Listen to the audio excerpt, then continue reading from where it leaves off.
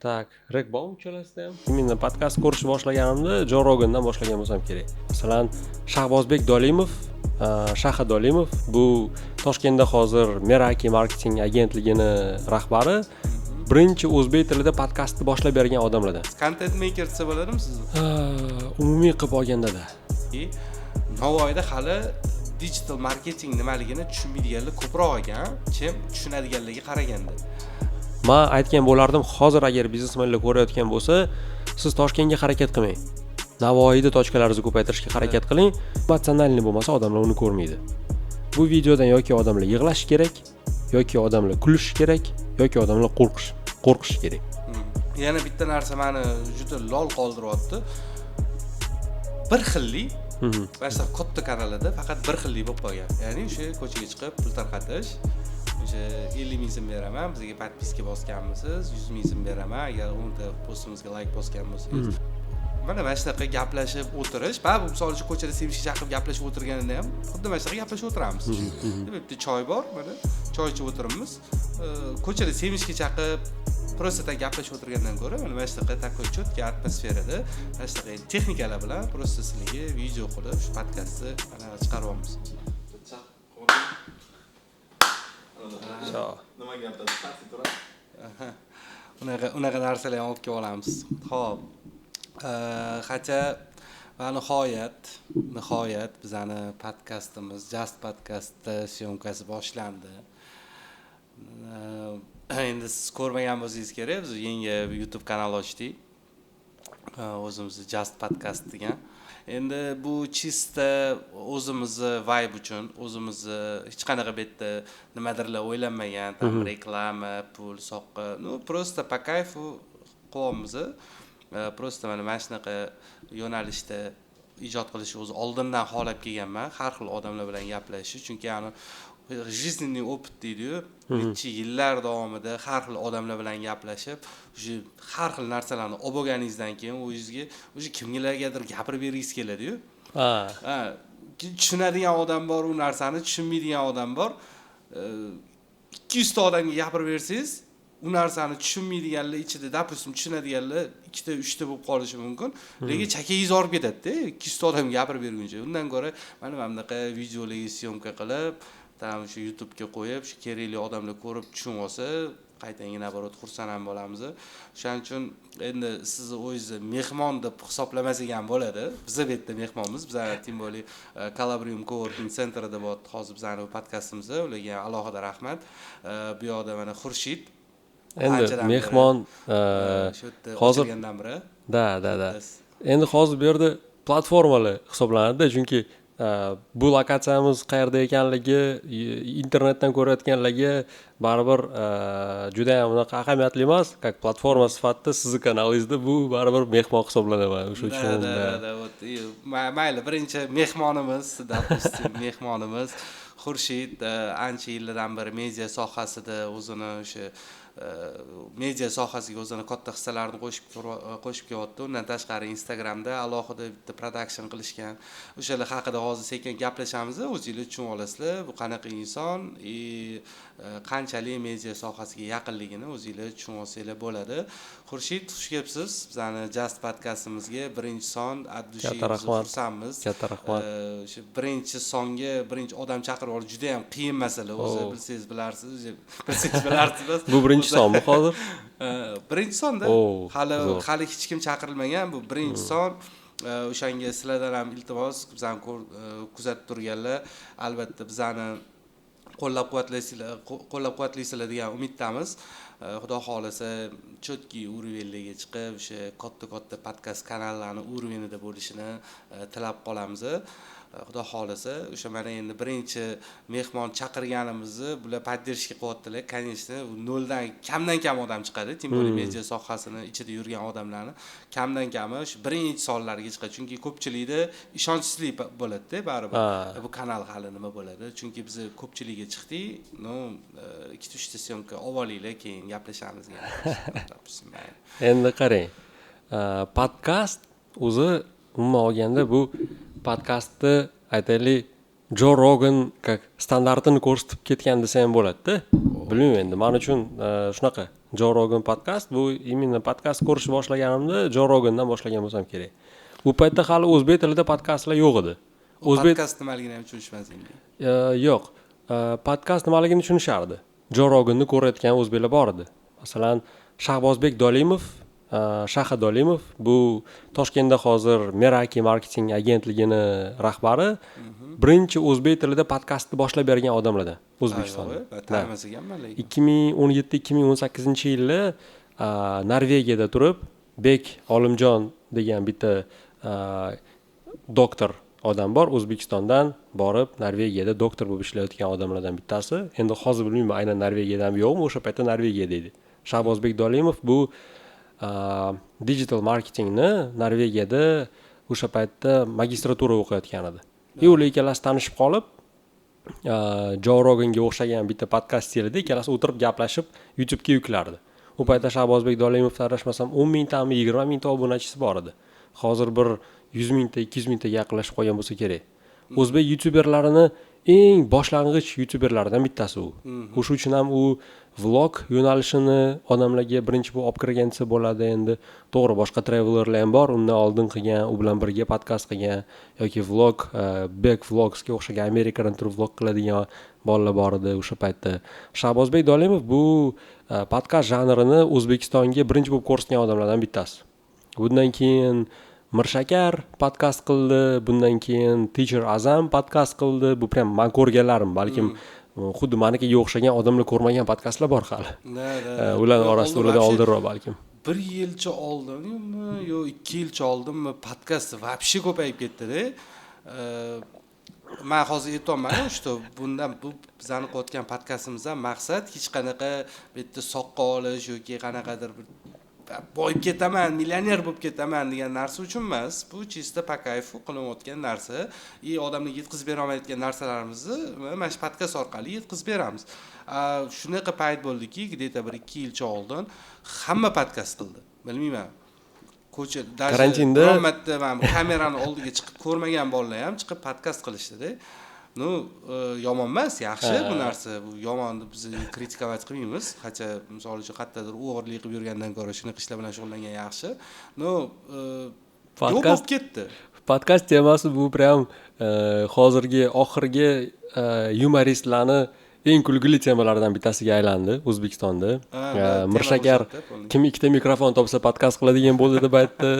Keyin Elmurod bitta shogirdim konsertimga chiqmasdan oldin hech kim tanimasdi, konsertimga bitta chiqib gullarni olib qo'yib, u bu qilib keyin podkastga borib bitta joyda podkast beryapti ekan, qarasam deb aytdi. Xullas, shunaqa podkast temasi eng yumoristlarni yaxshi ko'rgan temasidan bittasiga aylanib qoldi. Haqiqatan kim ikkita mikrofon topsa podkast qiladigan. O'ylab qarasa lekin yaxshi narsa-da. Da, bu zo'r. Zo'r narsa. Men xursandman bundan. Masa qilib, bu yerda mayli yumoristlar misol uchun kulaveradi, boshqa qilaveradi. Bu yerda hozir misol uchun mayli kommentda men salla qoluvlarning podkast qilmagan yo'llar chiqishligi mumkin. Вообще e'tibor yo'q. Просто mana shunaqa gaplashib o'tirish, bu misol uchun ko'chada sevishga chaqirib gaplashib o'tirganida ham xuddi mana shunaqa gaplashib o'tiramiz. Bu yerda choy bor, mana choy ichib o'tiramiz. Ko'chada sevishga chaqirib просто так gaplashib o'tirgandan ko'ra mana shunaqa такой четкий atmosferada mana shunaqa texnikalar bilan просто sizlarga video qilib shu podkastni qanaqa chiqaryapmiz. Xo'p, Xurshid, mayli podkast temasida hali ko'p gaplashamiz. Menda savollar bor o'zi productionist haqida. Qanaqa bo'lyapti o'zi? Nima bo'lyapti production? The production degan men profil ko'rib qoldim. Qalay bo'lyapti? Qanaqa bo'lyapti? The productionga kelish keling, ozgina birinchi o'zim haqimda aytib ketaman, balkim sizni kanalingizdagi insonlar meni tanimaydi. Men baribir chiqqandan keyin bu podkastni o'zimning kanalimga repost qilaman.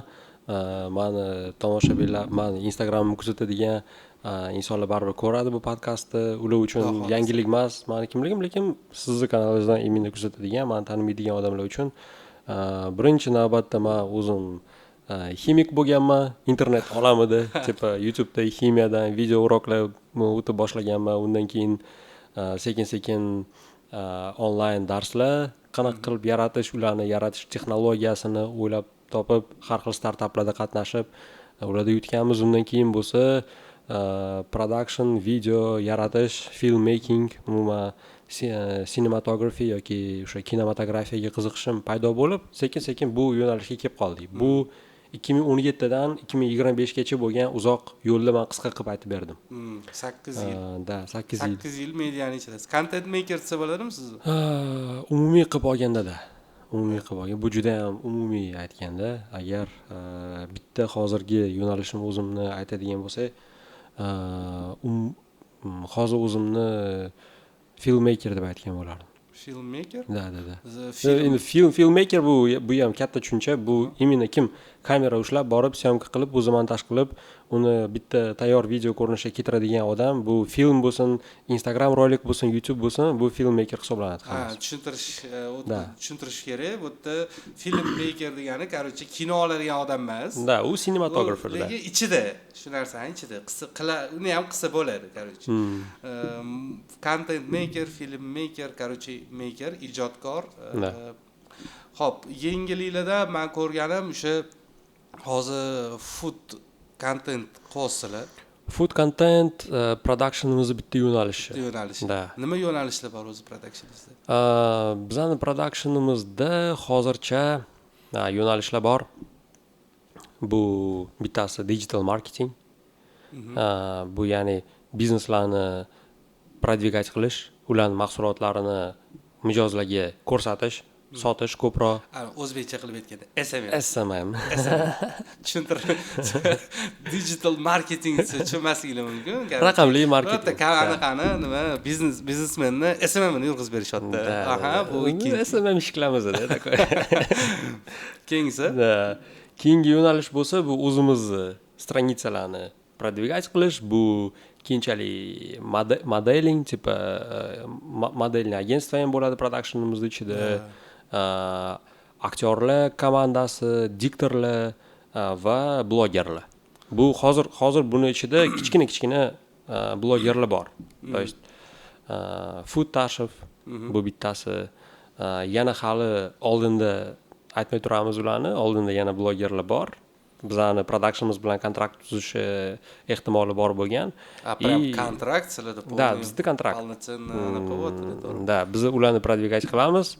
Ularni monetizatsiyasidan biz ham daromad topamiz. И ular ham daromad topadi. Shunaqa. Zo'r. Navoiyda yetarlimi o'zi shunaqa kadrlar, siz xohlayotgan kadrlar? Juda ham kam.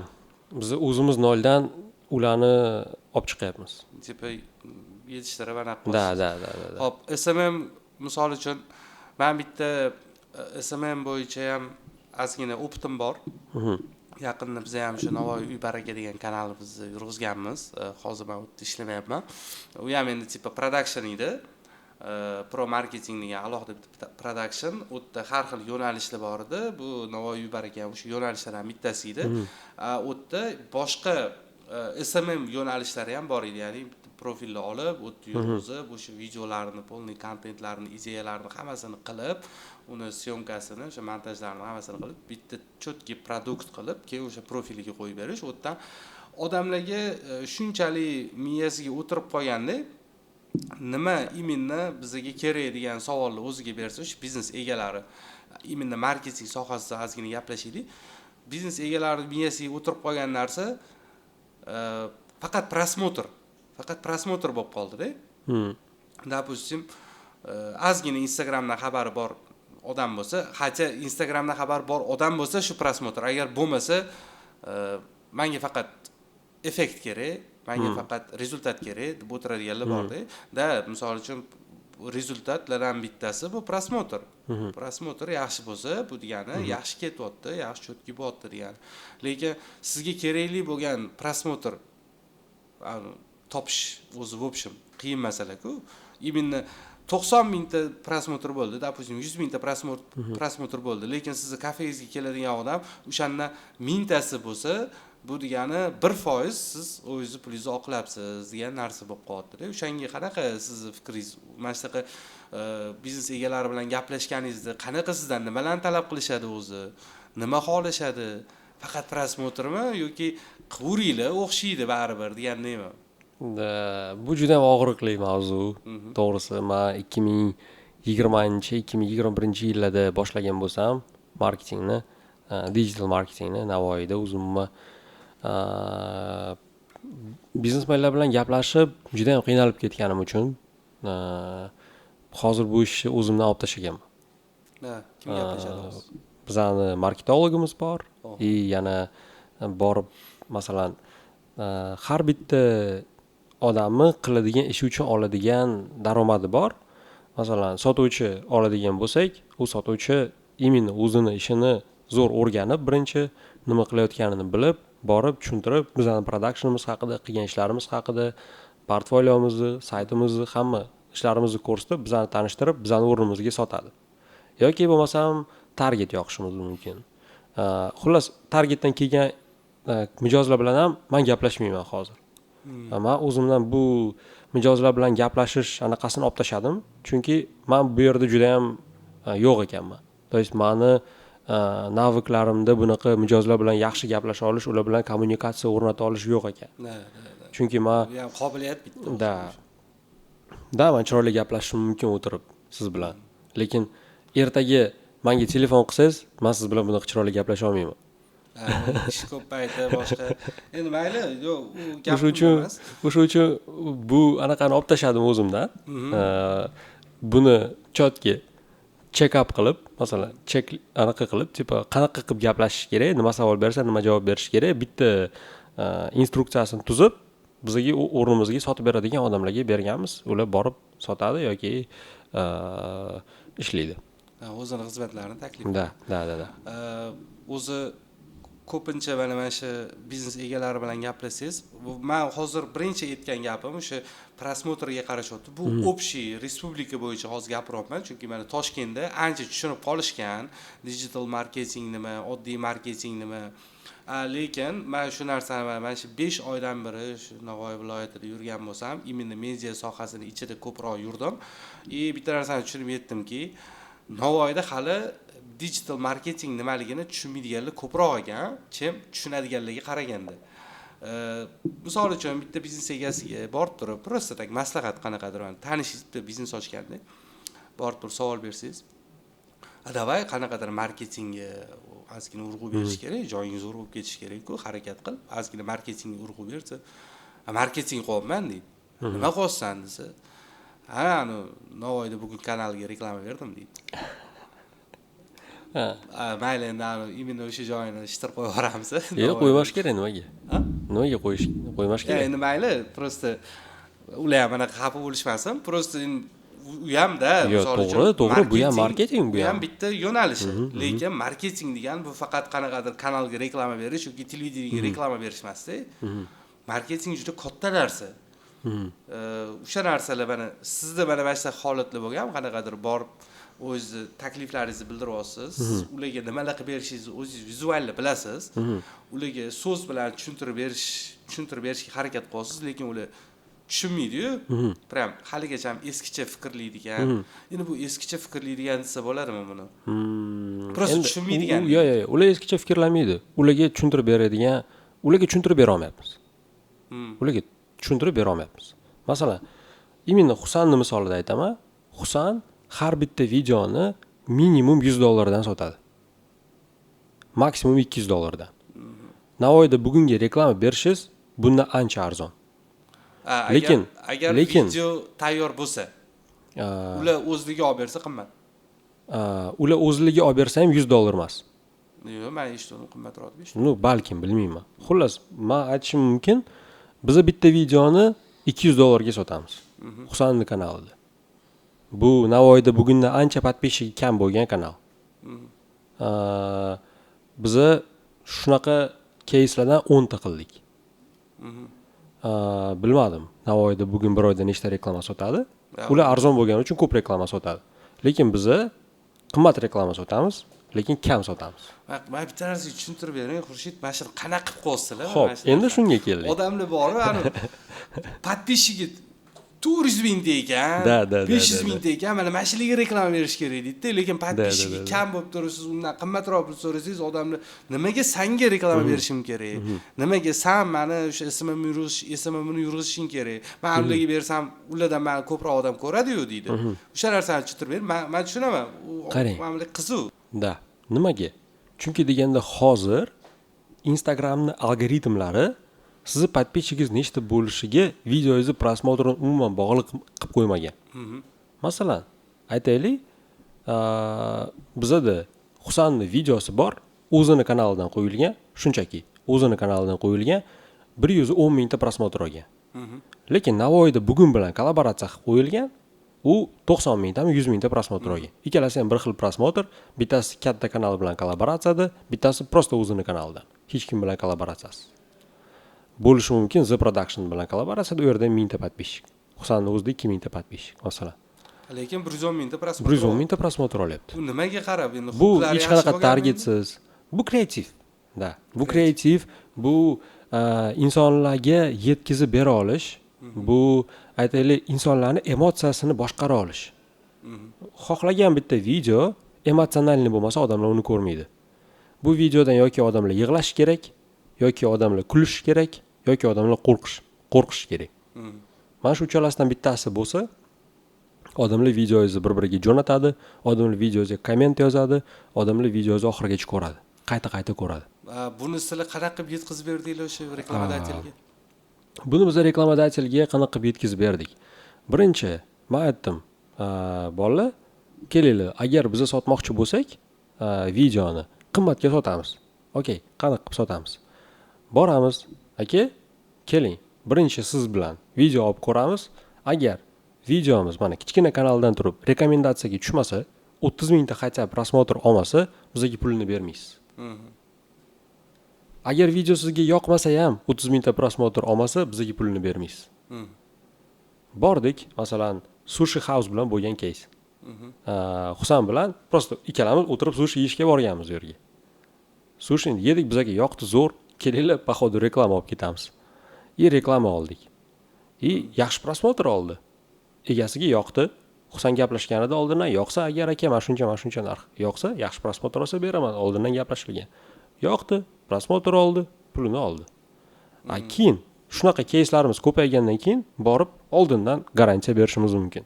Masalan, videomiz yaxshi kreativ bilan qilinadi, professional kamerada olinadi, montaj qiziqarli qilib qilinadi. Xullas, sizga effekt beradigan reklama. Xohlasangiz, mana shuncha narx. Masalan, bordik, taklif qildik, qiziqqanlar bo'ldi, sotdik.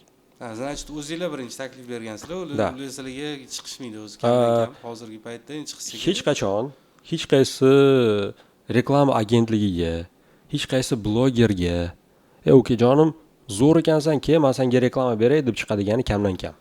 Agar siz respublikada top bo'lmasangiz-da, bizda hali 2000 ta подписчик. Bizda 4 ta, 5 ta, bir 100 mingta prosmotr bo'lgan video bor. Hayotli 10 ta bo'lsin. Lekin hali bizga blogerlar masalan aytaylik, juda ham ko'payib ketib, hozir hamma raqobat, mediada har bitta ko'rilayotgan sekund uchun raqobat ketayotgan joyda millisekund uchun bizani oldimizga iltimos, san kanalingga reklama qo'yaylik deb kelayotgan hech kim yo'q. Biz buni zo'r tushunamiz. O'sha uchun ham o'zimiz boramiz. O'zimiz taklif qilamiz, o'zimiz sotamiz. Xullas, bugungi kunda productionlarda shunaqa. Agar siz zo'r sotuvchi bo'lsangiz, yaxshi marketolog bo'lsangiz, o'zingizda ham sota olasiz, birovda ham mahsulotni sota olasiz. Agar siz o'zingiz sota olmasangiz, birov mahsulotni qanaqa qilib sotasiz? Bu shunaqa logika. Xo'p, marketing hozir endi Navoiy viloyatida qanaqadir ma'noda yaxshi marketolog o'zi yo'q ham menimcha. Endi bor bo'lishi mumkin, bor bo'lsa endi ming bor uzr. Lekin men hali bironta joyda eshitmadim, shu marketing bo'yicha zo'r yo'nalishda qilishayotganini. Mana shunaqa katta kanallar reklama to'g'ri kelgan reklamani olishadi. Prям to'g'ri kelgan, men o'zi ko'rib ham, misol uchun necha marta ko'rdim ham g'alati reklamalarni. Undan tashqari ham yana bitta narsa meni juda lol qoldiryapti. Bir xillik Başta katta kanalida faqat bir xillik bo'lib qolgan. Ya'ni o'sha ko'chaga chiqib pul tarqatish, o'sha 50 ming so'm beraman, bizga podpiska bosganmisiz, 100 ming so'm beraman, agar 10 ta postimizga like bosgan bo'lsangiz, mana shunaqa narsa-da. Bu narsa qanchalik foydali misol uchun odamlarga. Ya'ni men nimadir qilishimdan oldin o'zimga o'zim savol beraman-da. Bu qanchalik foydali mana shu odamlarning o'ziga, menga. misol uchun mana shu podkast qilishimizdan ham maqsad mana shu marketingni qanaqadir ma'noda ochib berdik hozir mana bitta vyupuskimizda. Keyingi vyupuskimizda может qanaqadir tradingni ochib berishimiz mumkin. Mana shunaqa narsalar bilan odamlarga qanaqadir ma'noda foyda olib kelishimiz mumkin-da. Lekin mana shunaqa katta kanallar, не только faqat o'ylamanglar, Navoiyda bugun degan kanal yoki Navoiydan gapiramiz, mana shunaqa kanallar haqida aytilayotgan. Bu Toshkentda ham bo'layotgan narsa. Faqat bir xillik bo'lib qolgan. O'sha odamlarga pul tarqatib, video qilishyapti, o'shandan aktiv naproyat qilishyapti-da. Lekin agar shu rubrika to'xtab qolsa, shu narsa misol uchun pul bermay qolsangiz, sizlarning aktivinglar qanchalik miqdorda o'sha holatda bo'lib qoladi. Undan tashqari ham agar pachestakov olib qaraydigan bo'lsak, aniq qilib oladigan bo'lsak, boshqa rubrikalar qilish hozir почти bitta katta kanal ochib turib, o'shani televideniya darajasiga olib chiqish ham oson bo'lib qoldi-da. Misol uchun oddiy bitta katta kanalda kino haqida gaplashsa bo'ladi, muzika haqida gaplashsa bo'ladi, sport haqida gaplashsa bo'ladi. O'shani kerak bo'lsa odamlar kutib o'tiradigan darajada chotki operatorskiy bilan, chotki montaj bilan kontent qilib chiqarsa bo'ladi-da. Lekin shuni qilishmaydi. Bilmayman. Men misol uchun ko'pchilik kanallardan shuning uchun odpiska ham qilib o'rganman. Может odamlarni kallasiga bu narsa yetib kelar vaqti, misol uchun 1 yil, 2 yildan keyin o'sha zerikib ham qolishadi. Har kuni reklama, har kuni anaqa odamlarga pul tarqatib yurishidan odamlar zerikib ham qolib, sekin-sekin 1000 ta bo'lib ketgan podpiskasini sekin-sekin bir 500 ta, 400 taga sekin to'g'irlab tushirib olishar balki. O'shanga siz nima deysiz? Mana hammasi bir xil edi. Agarda shunchalik uzki krugazor. Marketing birinchi savolingizga keladigan bo'lsak, bu marketologlar Navoiyda yaxshi bormi? Navoiylik marketologlar bor. Toshkentda ular ishlaydi. Navoiyda. Bor. Ular nimaga Navoiyda emas? Ular Navoiyda ham ishlash mumkin edi. Chunki Navoiyda gрамотный marketing so'rayotgan va marketing strategiyasi bilan ishlayman. Men bir 50 yil ishlayman, 100 yil ishlayman. Men shu bozorda deb yondashayotgan bizneslar yo'q. Da. Вот. Qachon marketing strategiyasi kerak sizga? Masalan, Apple o'zini 100 yillik marketing strategiyasini tuzib qo'ygan bo'lishi mumkin. Uni marketologlar. O'shanga qarab, uni imidji, uni mijozini portreti, uni aytaylik ishlab chiqaradigan mahsulotlarini keyingi yilda qanaqa o'zgartirish kerak, trendlar qayerga qarab ketyapti, uni mijozlari nimani yaxshi ko'ryapti, o'shanga qarab kelib chiqadi. Hamma qilayotgan ishlari, hamma qilayotgan reklamalari uni marketing strategiyasidan kelib chiqadi. Xullas, bizda bo'lsa marketing strategiyasi haqida o'ylamayapti hali bizneslar. Marketing haqida ham hech kim o'ylamayapti, faqat reklama shu. Faqat aytiladi, hozir mana aytilindi, tushuntiramiz degan narsa, ya'ni o'sha oldindan plan qilib biznesni rivojlantirish haqida o'ylash bu hozir O'zbekistonda juda ham kam bo'lgan narsa. Ne только O'zbekiston deydigan bo'lsak, bor katta kompaniyalar o'zini marketing sistemasini qurib bo'lgan, o'sha yo'nalish bo'yicha постепенно ketaveradi. Misol uchun yilida 2 marta yangi bitta tochka ochishimiz kerak deydim, bo'ldi, o'sha narsani по-любому qiladi. Bu deadline qo'yiladi unga, o'shanga yarasha bu yerdan marketing bilan savdo bo'limi birlashib ishlab, produktlarni chotki qilib sotib, reklamalarni chotki qilishadi. Men именно Navoiy viloyatida men shu narsani ko'rmadim. Birorta bir kompaniya даже shu shahar o'zidan chiqib olmagan. Даже mana shahar o'zidan Toshkentda borib filial ochmaganda. Faqat Toshkentdan keladigan odamlar, misol uchun Toshkentda qanaqadir misol Evs Navoiyda kelib o'zining franshizasini ochyapti.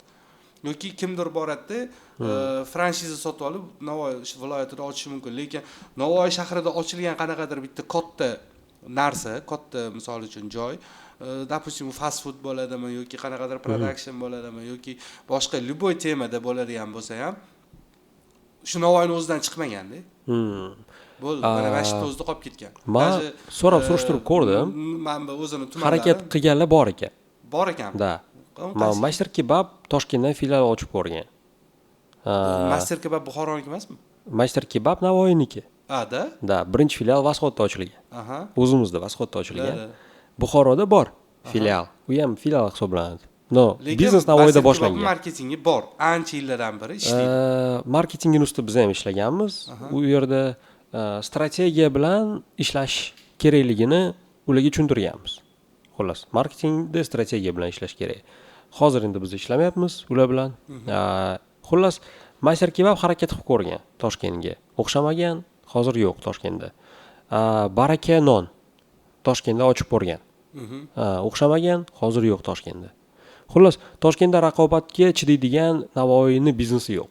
Navoiyda raqobat kam. Navoiyda biznes ochish hozir juda ham arzon. Navoiyda cho'tki yuradi. Da, zo'r. Raqobat yo'q.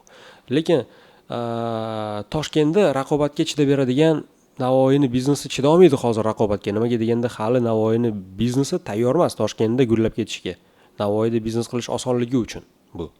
Agar masalan Toshkentdan kelib biznes Navoiyda gullab ketadi nimaga? U yerda raqobat kam, birinchidan. Bu yerda arendalar arzon. Bu eng biznesni chopadigan joyi arendasi masalan. Katta pulingiz o'sha joyi o'ziga ketadi. Bu yerda hattoki siz sotib olishingiz ham mumkin. Ikkinchidan arendaga olsangiz ham arzon. O'zini qoplaydigan biznesni bemalol yo'lga qo'yib yuborishingiz mumkin arenda bilan. Arendaga olib joyda. Uchinchidan ishchi kuchi arzon. Ishchi kuchi arzon. Xalqda to'laydigan to'lovchanlik qobiliyati adashmasam Toshkent, Samarqand, Buxorodan keyinda turadi. Xullas, to'lovchanlik qobiliyati ekonomika bo'yicha Navoiy zo'r. 4-o'rinda turar ekan. Bilmayman, даже anaqa yashash baxtlilik ko'rsatkichi bo'yicha O'zbekistonda 4-o'rinda turar ekan. Xullas, xalqda pul bor, biznes qilish oson. Shuni hisobidan bizneslar gullaydi. Men aytgan bo'lardim, hozir agar biznesmenlar ko'rayotgan bo'lsa, siz Toshkentga harakat qilmang. Navoiyda tochkalaringizni ko'paytirishga harakat qiling, chunki Toshkent borib odamlar ko'payayotgani, ekologiya muammolari va Toshkentdagi har xil resurslarni kamayayotgani hisobidan yana ham ko'payadi u yerda raqobat va sekin markazlarda, mana bu viloyatlarning markazlarida bizneslar kuchaya boshlaydi va eng zo'r rentabel, aytaylik, yaxshi pul beradigan sizga biznes viloyat markazlaridan bo'ladi. Именно bu Navoiy, Samarqand, Buxoro. Nimaga deganda Samarqand, Buxoro уже qimmat bo'lib ketdi, menimcha. Navoiy bu qoldi. O'zini o'sha infrastrukturalari bo'yicha даже Samarqand, Buxorodan yaxshiroq. Masalan, svet, gaz, suv, yo'l, temir yo'l. Suvda muammo bor emasmi? Suvda masalan aytaylik, suv bizada Samarqandda muammo emas. Samarqandda soatlab beriladi agar bilsa suvda. Svet bo'yicha ham hech qanaqa muammo yo'q. Gaz bo'yicha ham hech qanaqa muammo yo'q bizda. Именно.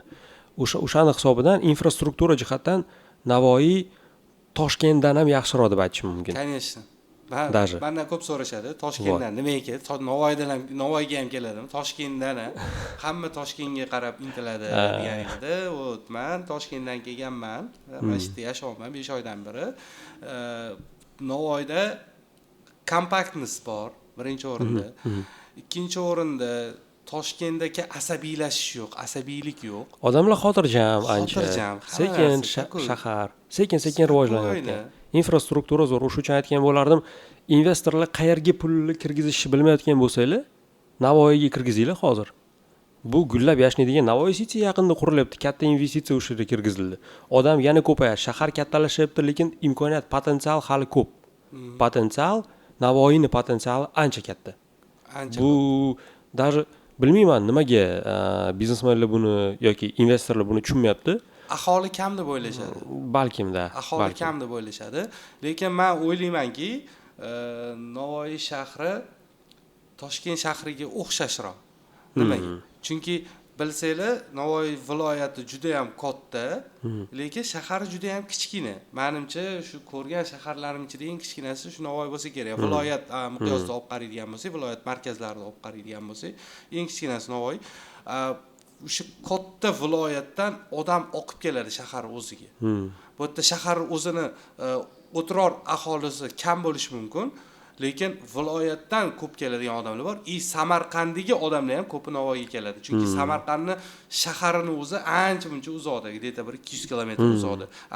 Ungacha bo'lgan odamlar hammasi Navoiyga keladi. Misol 1 soatlik yo'l bo'lsa, почему бы нет deb Navoiyga keladi. Yana bitta narsa Navoiylik bo'lgani uchun Navoiyni maqtayapti deb o'ylaydi hozir ham. Yo'q, gap unda emas. Men misol uchun 12 ta viloyatda bo'lib chiqqanman-da. Bunaqa odamlar juda ham kam. O'zi butun viloyatlarni aylanib chiqqan odam juda ham kam. Men 12 ta viloyatda bo'lib chiqqanman. 12 ta viloyatni ko'rganman. Menga yoqqan shaharlarning ichida eng yoqqani, допустим, yolg'on gapirmayman. Misol Toshkentni olib tashlaydigan bo'lsak, Samarqand, menga Buxoro yoqqan, menga Qashqadaryo yoqqan bo'layman. Ichida misol uchun Navoiy alohida o'rin bor. Men misol uchun Xorazmga borganman. Xorazmda odamlar zo'r. Menga qanaqadir yaqin odamdek his qilganman o'sha Xorazmdagi odamlarni. Lekin u yerda infrastruktura unchalik emas-da. Da. Bu yerda ham endi unaqa prям ko'partirib olmaylik. Bu yerda ham o'ziga yarasha minuslari bor. Soat 11 da dinamika o'chadi, prям tuf bo'ladi. Lekin nimaga shu savolni menga kimdir tushuntirib bera oladimi, yo'qmi? Uni mayli keyingi sonlarda qanaqadir o'sha kattaroq lavozimlarda ishlaydigan, shu Navoiyni kattaroq lavozimlarida politikada ishlaydigan odamlar kelsa, o'shalar bilan bir gaplashamiz. Nimaga dinamika o'chib qoladi? Bizga nima kerak emasmi? Navoiy shahridagi odamlar soat 11 dan keyin ko'chaga chiqishi. Bu yerda endi ko'pchilik aholini balkim adashayotgandirman. Zavodlarda ishlaydigan odamlar shaharda dam ola qolsin. Ko'proq pamoyimda. Ular dam olishga xohlaydi-da. Ular dam ola qolsin, qolganlar xalaqit bermasin. Hozir kichik bizneslar ko'payyapti. Mana sekin o'zgaryapti. Hozir 24 ga 7 ishlaydigan magazinlar ancha ko'p, 24 ga 7 ishlaydigan zavedeniyalar paydo bo'lyapti. Endi nimaga deganda, endi mana bizning pokoleniyamiz kechqurun ko'chaga chiqishni boshladi desam bo'ladi. Men o'zim masalan uyda 1 da 2 da kirib boraman. 11 da ovqatlanishimga to'g'ri keladi. 11 da ovqatlanishimga to'g'ri keladi. To'g'ri, 11 da borsam kamdan kam joy ochiq bo'ladi ovqatlanadigan. Da, shunaqa. Lekin topaman. Topsa bo'ladi. Bitta ikkita joylar bor. Menga bitta anaqa mayli boya bitta narsani aytmoqchi edim. Stereotip bor edi bitta, o'sha именно biznes bo'yicha. Toshkentda mazza-da degan gap bo'ladi, bilasizmi? Любой bitta somsaxona ochsan ham zo'r yurib ketadi, odam ko'p-da deyshadi. Mana shunaqa narsa, yo'q, unaqa emas, o'zi sizlar o'ylamaydi, u yerda sizlar hech kim ko'p rasxod qilasizlar. Oddiy misol mana yerdan qo'lingizga bir $10,000 pulni olib, o'sha yoqqa biznes qilib boraman deb borsangiz, вероятность ko'proq, что siz $10,000 qarz bo'lib qaytib kelishingizga вероятность ko'proq. Lekin siz bu yerda $10,000 ga hozir biznes ochib turib, hamma narsasiga joyida chotki professionallar e'tibor beradigan bo'lsangiz, mana shu chotki yurib ketishi вероятность ko'proq. Xo'p, keyingi yana bitta narsani aytmoqchi edim. Именно mana shu dinamika bo'yicha Navoiyda shu soat 11 da tippet o'chib qoladi svetlar, yo'q, shunaqa narsalar bo'yicha-da.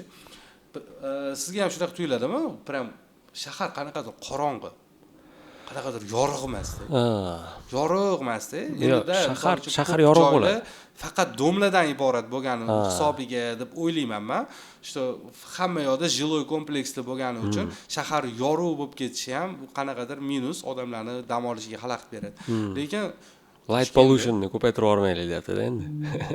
Xullas, light pollution degan bitta termin bor. Bu yorug'lik ifloslanishi. Agar katta megapolislarga borsangiz, u yerda yorug'lik slishim ko'pligidan yulduzlar ko'rinmay qo'yadi. Ya'ni yorug'lik havoni e'tibor berishganiga ishonmayman lekin. Unchalik chuqurlashganiga ishonmayman lekin. Yaxshi ham bu podkastimizni hokimiyatda kimdir ko'rmaydi, bo'lmasa biz light pollutionga qarshimiz, takoy svetlar o'chiramiz, 11 dan keyin hamma joy o'chadi. Yulduzlarni ko'rish uchun svetlardan voz kechishmagan bo'lsa kerak, yana bilmadim. Kim bo'li agar yoqib yuborishadigan bo'lsa, ana havoni yulduzlar o'zi tak ko'rinmaydi. Kстати, o'sha masala bo'yicha hamda, mana shu investitsiya kiritish bo'yicha ham odamlar shu odam kam, u yerda havo iflos deyshadi. Haftada 2 marta iflos bo'lib turadi. Lekin ochig'ini aytaman, Toshkentda bundan iflosroq hozir havo. Toshkentda ancha buncha iflosroq. Endi Toshkentda mavsumiy bo'lib qoldi-da. Napas bo'lmaydi. Mavsumi bor-da Toshkentda hozir. Masalan, bahor oylarida Toshkent ifloslanadigan bo'ldi. Mana qish kelib, sal bahorga qarab o'tgan, mana hozirgi mavsumda endi bilmadim.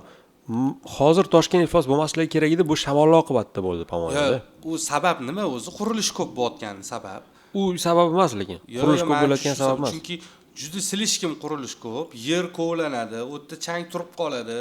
U yerda qancha mana eng katta sabablardan bittasi men o'zimcha o'rganib chiqdim-da, o'zimcha analiz qildim, boshqa qildim. Eng katta sabablardan bittasi shu atrof ifloslanishiga menimcha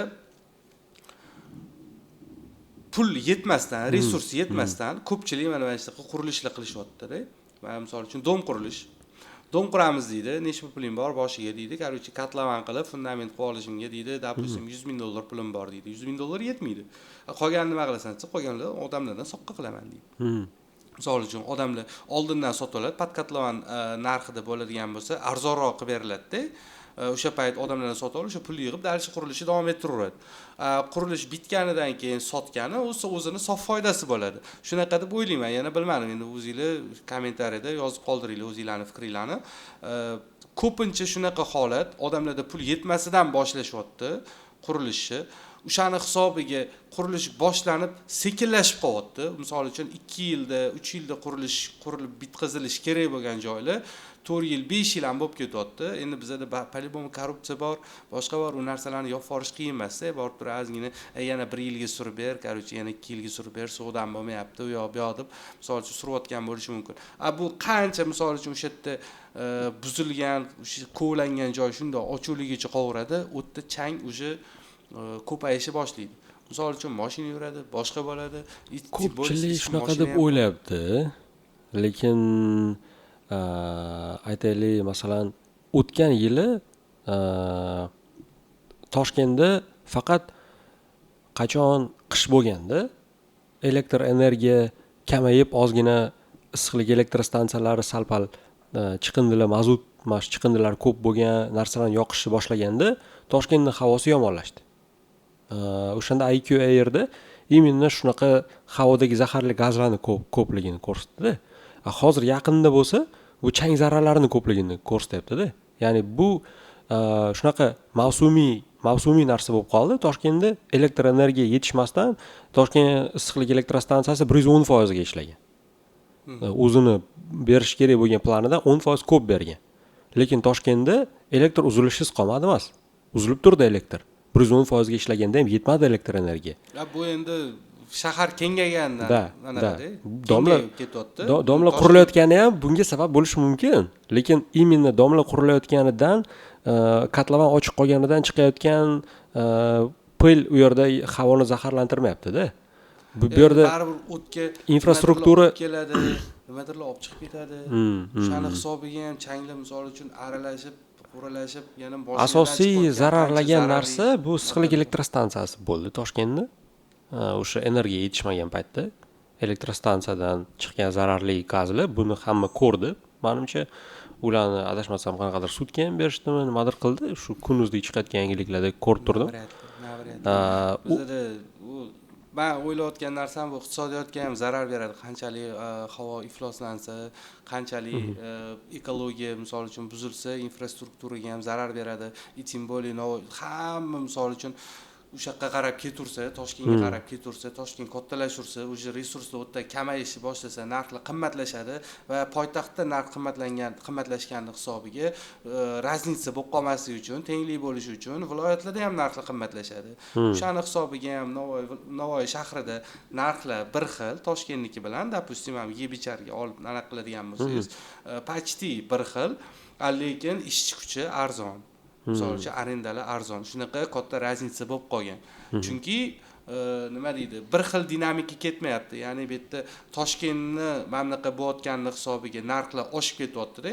Bu yoqda o'zi biznes ochish hali unchalik ko'p bo'lmagani uchun hali ham o'sha eski narxda turibdi. Misol arendani narxi yoki o'sha ishchi kuchini narxi bu yerda arzon. O'shaning uchun kelib investitsiya bemalol tiqsanglar bo'ladi Navoiyga. Ancha-muncha tema qilsa. Navoiyga lekin tiqinglar investitsiya. Qancha ketsa-da.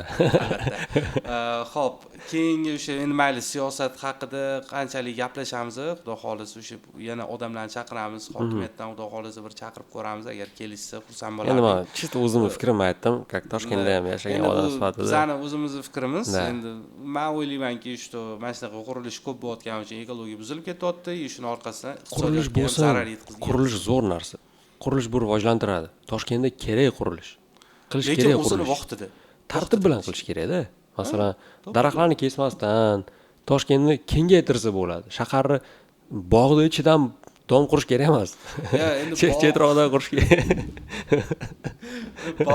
Bog'i ichidan-ku, menimcha endi dom qurilishi hozir ancha to'xtab qolgan, chunki media rivojlandi, o'sha hamma shunday bilib qoldi. Shuna kamerani yoqib, mana daraxt kesilyapti desa, vahima bo'lib ketishini bilishyapti. Endi bir paytlar Amir Temur xiyobonlari dabdalasi chiqib, shunday yer bilan bitta qo'rilganini endi hisobga olmasa, u payt endi internet rivojlanmagan bo'lgan. Hozirgi paytda o'sha shahar u yoqda ham Toshkentda ham qanchalik bunday kattalashyapti. Borgan sari o'sha G'azalkent taraflarga qarab, shu Chorva taraflarga qarab shahar biroz surilib ketyapti-da. Kattalashyapti. O'sha tarafga qarab ketyapti. Xullas o'sha tarafdan Chorvoqqa zo'r investitsiya kirgizyapti hozir. Keyin 1-2 yil, 3 yil ichida normalniy soqqiga sotasizlar xullas. O'sha yoqqa qarab sekin o'syapti-da. U yerda baribir o'sha siz aytayotgandek 110% ishlanayotgan joydan olinadi-yu svet. Da. Elektrda problema bo'ladi. Bu qochib bo'lmaydigan narsa. Kanalizatsiyada problema bo'ladi. Bu qochib bo'lmaydigan narsa. O'tgan yili 10 million dona odamga xizmat ko'rsatgan joy, bu yil 10 million 100 donaga, короче, xizmat ko'rsatish kerak edi. Tasavvur qiling, 10 million donaga ham yetkazib bermagan. O'zi Toshkent shahri bilsangiz agar 6 millionta aholini o'zini ichiga sig'dira oladigan hisob-kitob qilingan-da o'sha paytlarda. 6 million adashmasam shunaqa edi. 6 million dona odamni o'zini ichiga sig'diradi. Mana shu sig'imda bo'ladigan bo'lsa, bizga resurslar nechidir yilga yetadi deb hisoblangan. Hozir o'tdi propiska ochib yuborilgandan keyin oldinlarida misol uchun tekshirib turilardi, propiskang bormi, propiskang yo'qmi. Bu narsa misol uchun to'g'ri, u narsani noto'g'ri demayapman. Prosta propiska ochilgandan keyin hech kim ko'p odam Toshkentga ketish boshladi. Bemalol misol uchun Toshkentda viloyatli odamlar yuribdi, loyal viloyatda o'zini odamlari hech kim kam, bu yerda biznes rivojlanishi ham hech kim kamayib ketdi. Faqat e'tibor Toshkentga, e'tibor ikkinchi o'rinda Samarqandga bo'lib qoldi-da. Men aytmoqchi edimki, qochib bo'lmaydigan problemalar bor Toshkentda bo'lishi kutilayotgan. Bu aytayaptilar, bu kanalizatsiya bilan, elektr energiya bilan muammo bo'ladi. Chunki deganda shahar rivojlanyapti, kattalashyapti, lekin hisob-kitob qilinmagan. Ya'ni solishgan panellar bilan qanchadir miqdorga elektr energiya ishlab chiqarishni ko'paytirsa bo'ladi, lekin bu juda ham katta natija bermaydi. Solishgan panellar juda ham katta foizini qoplamagan, chunki hali O'zbekistonda. Bu bir oxirgi nechidir yil. Svetchi, любой joydan olsa bo'ladi-yu, adashmasam. Yo'q, qiyin. Elektr energiya bu qiyin. Men o'zim texnika universitetini bitirganman, magistraturada ham o'qiganman. Mutaxassis sifatida. Bu juda ham problema. Elektr energiya olish shunchalik qiyinmi? Generator tudisida shunchalik qimmat narsalarmi? Nimaga elektr energiyani narxi oshyapti? Yildan yilga, oydan oyga, chorakdan chorakka oshyapti. Nimaga deganda, shunaqa qilmasa ekonom qilib ishlatmaydi odamlar. Nima uchun kerak ekonom qilib ishlatish? Chunki deganda, odamlar ekonom qilib ishlatsagina elektr energiyani ishlatish kamayadi. Odamlar ongli ravishda ekonom qilib ishlatsagina elektr energiyani ishlatish kamayadi. Agarda u elektr energiya juda ham arzon bo'lsa, odamlar uni ongli ravishda ekonom qilib ishlatmaydi. Masalan, men bir oyda 10 million ishlab topsam va 200 ming so'm elektr energiya uchun to'lasam, bu men uchun juda ham kichkina summa bo'lib ko'rinsa, men uni ekonom qilmayman. Agar 500 ming so'm men to'lasam, men uni ekonom qilishni boshlayman. Bu to'g'ridan to'g'ri ekonomik problema. To есть bu birinchidan. Ikkinchidan, elektr energiyani narxi o'zi 400 so'm turmaydi. Ya'ni davlat odamlarni elektr energiya ishlab chiqarishi uchun kompensatsiya qiladi. Masalan, elektr energiyani o'zini narxi davlat uchun 1000 so'mga tushishi mumkin. Va davlat buni kim quyosh panel qo'yib 1 kilovat elektr energiya ishlab chiqarib bersa 1000 so'm to'lab sotib oladi. Lekin odamlarga qanchaga sotyapti? Odamlarga 400 so'mdan 600 so'mdan sotyapti. Hozir 600 so'm bo'ldimi, bilmayman. Davlat zararda. Elektr energiya uchun davlat o'zining resursini ishlatadi. Bu yerda boshqa soliqlar bitta hisobga olinsa kerak-da. Endi bu odamlar zarar ishlamaydi. yo'q, davlat zararda elektr energiya jihatdan. Siz soliq to'layotganingizni, ularga anaqa to'layotganini hisobga olmasa, chista siz davlatga elektr energiya 600 so'mdan olyapsiz, lekin davlat bu uchun 1000 so'm ishlatyapti. Bu fakt. Bu fakt. Oddiy aytaylik, metan gazi yonganda qanaqadir generator aylanib elektr energiya ishlab chiqariladi.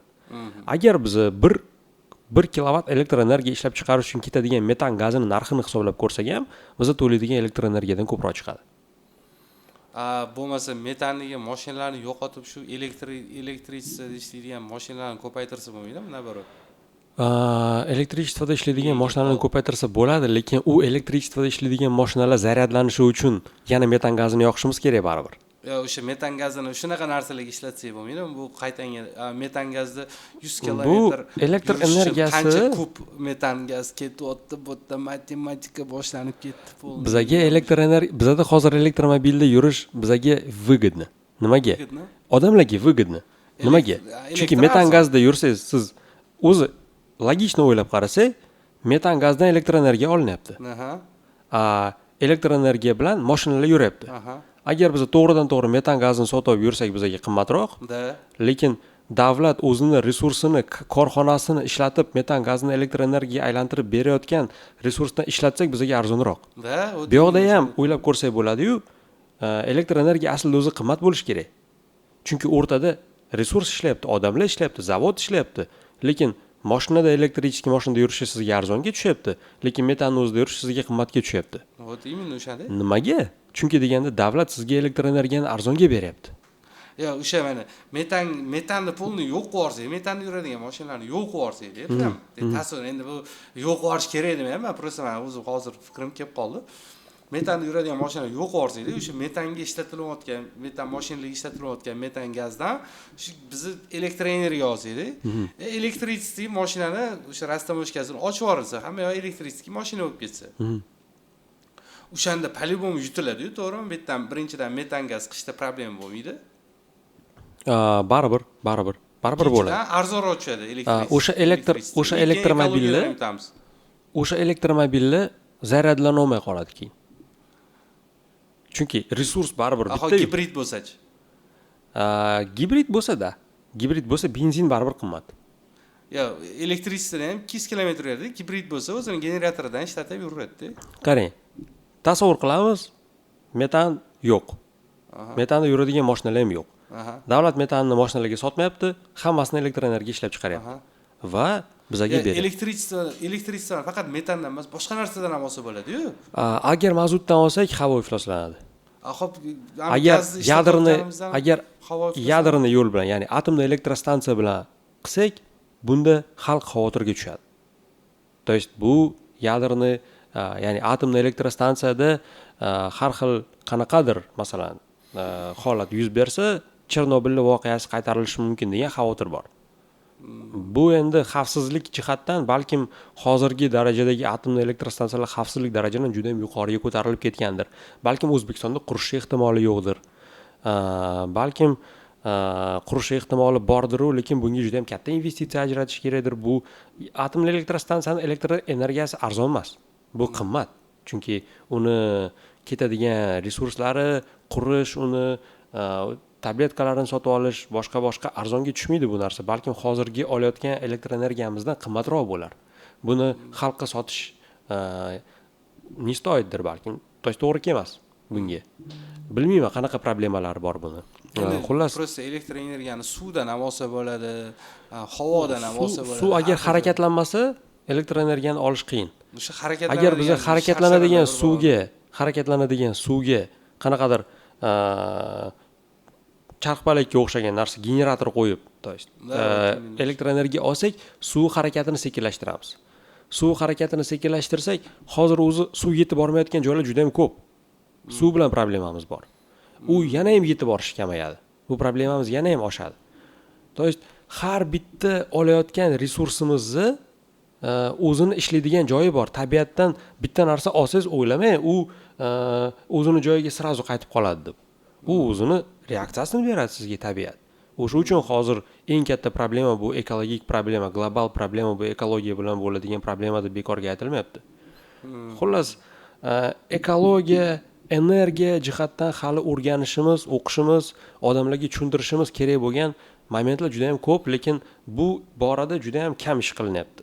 Bitta O'rik Guli degan bloger bizga yetmaydi. 100 ta shunaqa bloger kerak. Da. 100 ta shunaqa bloger kerak. Oddiy shag'alni temasini gapirishganda men mana shu o'ylab qoldim, chunki haqiqatdan Chirchiq daryosi bor Toshkentda. O'sha daryo prям qurib boryapti, borgan sari silishkim kamayib ketgan, suv sathi vobshe tushib ketgan. Sabab qilib shu O'rik Guli etishi bo'yicha o'sha tegidan qurilish uchun shag'al olingani, shag'al shu olinurganidan o'sha pastki yer qatlami shu pasayib ketganidan o'sha suv o'sha yoqqa qarab singib ketyapti-da. Yer tagiga просто tak singib yovib ketyapti. Короче, bu yoqda o'sha balchiqqa aylanib ketyapti ana joy. Shag'al yovigandan keyin polibon balchiq bo'ladi. O'sha suv sathi ham o'shani hisobiga kamayib ketyapti. Oddiy qurilishimizni hisobidan deb aytyapti-da. Endi bilmadim. Qanchalik bu necha yillik bizning resurslarimiz qoldi, bizning bolalarimiz ko'radimi bizga o'xshagan to'qchilikni. Ari bizning davrimizda yashamadinglar deydi. Hamma bolalarimiz o'zini davri yetmasa bo'ldi. Endi bizning davrimizda sizlar anaqa qilmay ko'p yashamagansilar-da, ko'p yashamaysizlar deydi. O'sha bizani bobolarimiz ham bizani davrlar zo'r edi deydi. Biz ham o'zimiz yoshligimiz zo'r deymiz. Baribir hamma o'zini yoshligini eng zo'r davr deb biladi. Ya'ni bir xil aytib qoladi-yu, biz ko'rgan qiyinchiliklarni ko'rmagansiz. Yosh davrida shunaqa bo'lardi. Endi bizani bolalarimiz aytib qolmasa bo'ldi, biz ko'rayotgan qiyinchiliklarni sizlar qayerdan ham ko'rgansizlar deb. Da. Biz yashab o'tiribsizlar dedi qarigan chog'imizda. Bitta nonni olish uchun qanaqa ochirlar turardi edi, bizga ham urushda qatnashgan anaqalar kelib aytib berardilar-da. Endi hamma davrni o'zini nima deydi? Yoshligini odamlar o'zini eng zo'r davr deb bilar ekanda. Chunki deganda hayotini eng quvnoq, eng ko'p nima deydi? Voqealar bilan o'tkazgan, hayotini eng ko'p o'sha qanaqa desa bo'ladi? Sarguzashtlar bilan o'tkazgan davr bo'ladi-ku baribir. O'sha davr bilan assotsiatsiya qoladi-da, bu davr zo'r davr degan odam miyasida. O'sha uchun odam o'zidan ko'ra hech kim yaxshi ko'rmaydi-ku, ko'proq. O'sha uchun ham o'zini yoshligi bu eng zo'r davr deb hisoblanadi baribir. Biz ham katta bo'lganimizda ertaga aytamiz, bizani yoshligimiz paytida bu eng zo'r davr edi deb, bizani bolalarimiz ham aytadi, hozirgi davr eng zo'r davr deb, keyin undan kattalar ham. Xullas, bu vechna tugamaydigan tema. Men hozir yaqinda bitta reels ko'rdim-da. Kimligini eslolmayman, qaysidir bitta bloger aytayotdi-da. Короче, deyapti, biz g'alati pokoleniyamiz deyapti. Mana shu 96-yildan bu yog'i endi 2000-yilgacha, 2002, допустим, 2002-yilgacha. Men ham kirar ekanman. G'alati pokoleniya, ha? Men ham kirar ekanman. Yo'q, конечно, biz hammamiz kiramiz. Mana shu kiraman o'shaning ichiga. O'sha aytayotdiki, hamma narsani qilib ko'rganmiz deyapti. Misol uchun biz knopочный telefon ishlatib ko'rganmiz. Bizdan keyingilar ishlatib ko'rmagan deyapti. Bizdan oldingilar ham допустим bizani vaqtimizda ishlatdi bo'ldi deyapti-da. Bizdan keyingilar ishlatmaydi o'zi deyapti. DVD misol uchun deyapti. DVD. Biz ishlatib ko'rdik deyapti. Video magnitofon temada. DVD, video magnitofon, 3 ta kolonkali, 3 ta disk ketadigan anaqalar bo'lardi. Muzikalniy sentrlar bo'lardi. Samsung, LG, Panasonic, har xil muzikalniy sentrlar, MP3 playerlar, Bluetooth kolonkalar, flashga qo'yadigan, Bluetooth bilan ishlaydigan har xil kolonkalar bo'lardi. Biz maktabga ko'tarib borardik kolonkalarni, baland qilib muzika eshitib, o'sha paytlarda ko'chadacha, bu yerda endi Toshkentda kamroq bo'lishi mumkin, bu yerda veli uchadiganlar ko'p-ku, velida yuradiganlar. O'sha velida yuradiganlar, men kichkinaligimda eslayman, muzika qo'yib, kolonka qo'yib olishardi-da. Shu ko'chada tam naushnik olishga yo telefon kerak, telefon bo'lmasa, yo MP3 kerak, MP3 ham bo'lmasa, короче, bitta kolonka olinadi. Kolonka qo'yiladi-da, mashinada ketdi, короче, velida taka hamma eshitadi, kim nima eshitayotgan. Da. Qilib ketilardi. Bizning paytimizda bu. Endi u yoshlik paytda kimdadir telefon bo'lsa, o'sha telefon bor odam Seryozni. Men misol uchun jiyanimda hozir 15 ga kirmagan jiyanimda iPhone 16 bor-da, даже menda yo'q 16. iPhone 16 Pro Max bor. Maza qilib ishlatadi-da. Maza qilib mazasini tushunadimi yo'qmi? Ularga oddiy narsa. Bunaqa qiyinchilik bilan yetishmagan. Ularga qo'lini davomida u narsa. Orzu просто bizda orzu bo'lardi.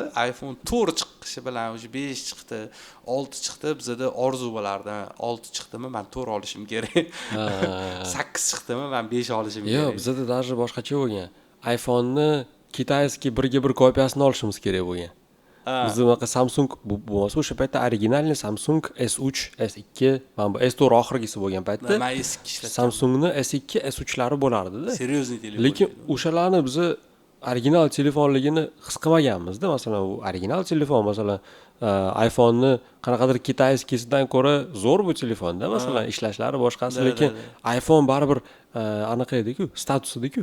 O'sha uchun kimda iPhone'ni kitayskisi bo'lsa ham u zo'rroq deb hisoblanardi. Kitayskiy, koreyskiy kopiyalari bo'lardi-ku, tipa 4larini, 5larini. Nokia'larni ham kitayskiylari chiqib ketdi, bilasizmi? Kolonkasi baland bo'lardi-yu, ashula. Bukirib yetardi ashularni, ummon ashulalarni qo'yib olib peshko. Bluetooth bilan tarqalganda ummon. Uyga maktabdan misol uchun 2 kilometr, 3 kilometr uzoqda yashasa, peshkom qaytilinardi. O'rtog'imni shu telefoni baland chiqaradigan muzikani, ummonni ashulasini qo'yib qo'yib. Bizda endi shunaqa stereotip bor edi-yu, ummon eshitsa, tipa nefrsan degan gap bo'lardi. Yo'q, u paytda yo'q edi. U paytda hamma maza qilib eshitardi. Yo'q, eshitardi, bekinib eshitardi. Bunaqa baland qilib eshitmas edi. Imенно bizda shaharda, ham maktabda hamma ochiqcha telefonida baland qilib ko'chalarda eshitib yurardi ummon. Tako gudoklarga qo'yib olib, bolalar ham, qizlar ham imенно disklarini bir-biri bilan almashib, bolalar ham eshitardi bemalol. Bizda qanaqadir zashkvar narsa edi bu. Qishloq imенно sal chekkaroqda mujtvinность bor edi-da, hali u yerda. Masalan, u yerda qizlar ozgina mujtvinni bolalarni yaxshi ko'rsa, shaharda naborot ummonni eshitadigan bolalarni yaxshi ko'rardi-da. O'sha uchun ular yoshimda, ular bemalol sochlarini chekkalarga tarab o'stirib, ularni taqlid qilib, muzikalarini eshitib yurib, qizlarga yoqardi shunaqa qilsa, shaharda xullas.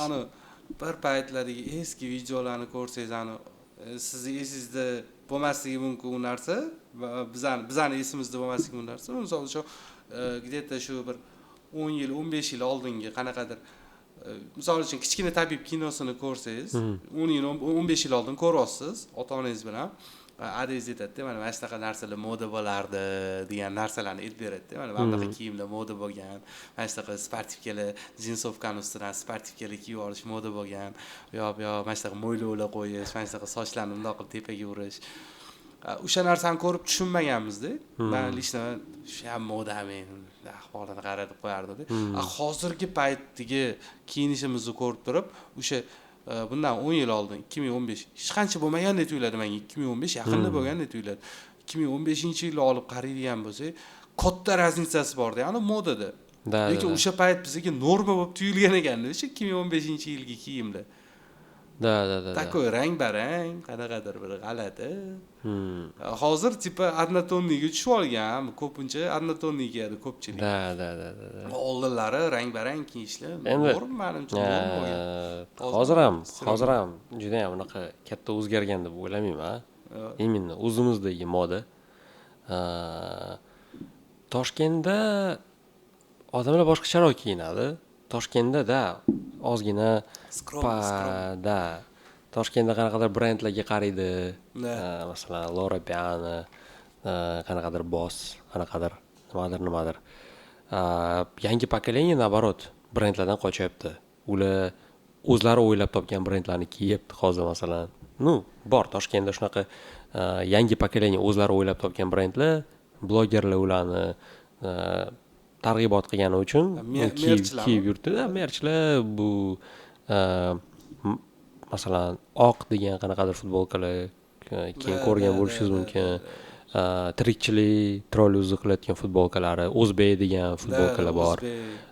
Yana har bitta konstan o'zini masalan adashmasam tirikchilik bilan anaqada chiqaradilar futbolkalar. U brendlarini emas, mana kiyimlarni ko'rsangiz ham o'shaladi. Stil oversize. Rang-baranglik yo'q. Da, Oversize. И keyin bitta logotip. почти bitta dona yozuv bor. Qanaqadir yozuv yoki qanaqadir logotip. O'zbekda ozgina boshqacharoq. Ularda ko'proq menga anaqalarni eslatadi. O'sha zamonaviy brendlarni qilayotgan stilni eslatadi. Ular o'sha stilni olib, o'zbekcha logotip bilan, o'zbekcha anaqa bilan chiqaryapti. Xullas. Ko'pchilik merch qilayotganlar ular juda ham oddiy qilishga harakat qiladi.